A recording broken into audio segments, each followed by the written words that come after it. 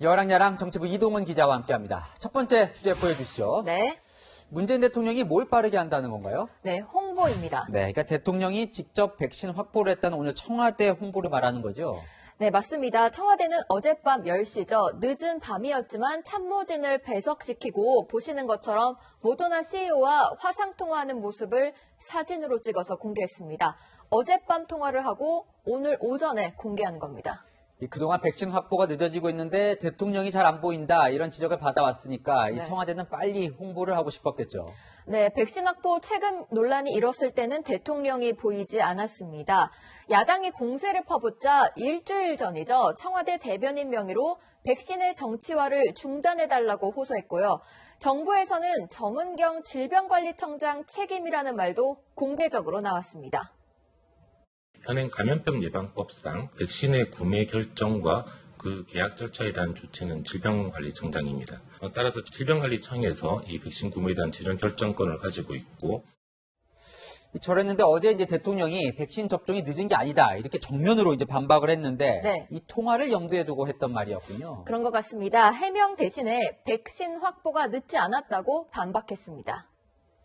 우리나라가 백신을 충분히 확보하지 못했다거나 접종이 늦어질 것이라는 염려가 일각에 있습니다. 사실이 아닙니다. 네, 하지만 미국, 유럽연합, 캐나다, 멕시코, 칠레, 바레인 등이 화이자 백신 접종을 이미 시작했고요. 블룸버그 통신에 따르면 전 세계에서 460만 명이 코로나19 백신을 맞은 걸로 추정됩니다. 김은혜 국민의힘 대변인은 문 대통령의 화상통화는 어제가 아니라 지난 여름에 이루어졌어야 한다면서 늦어도 너무 늦었다고 지적했습니다. 잘할 때만 홍보하는 건 진정한 소통은 아니겠죠. 네. 자, 다음 주제 보겠습니다. 네. 한 달 만에 방문, 네. 추미애 장관이 드디어 오늘 이 코로나19 집단 감염이 발생한 동부구치소를 찾았다고요. 그렇습니다. 지난달 27일 첫 확진자가 나온 이후 약 한 달 만이고요. 처음으로 사망 소식이 알려진 날이기도 합니다. 추 장관은 파란색 라텍스 장갑을 끼고 코로나19 대응 실태를 점검했습니다.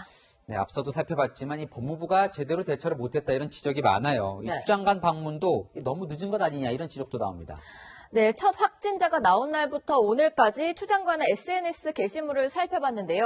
동부구치소 집단 감염 관련 언급을 찾아볼 수가 없었습니다. 네, 보시는 것처럼 이 검찰 개혁에 대한 본인의 소감을 주로 써왔죠. 네, 최근 일정을 살펴봐도 어제는 보호 관찰소를 찾았고요. 오늘은 신년 특별사면 브리핑을 직접 했습니다. 야당은 무책임하다고 비판했습니다.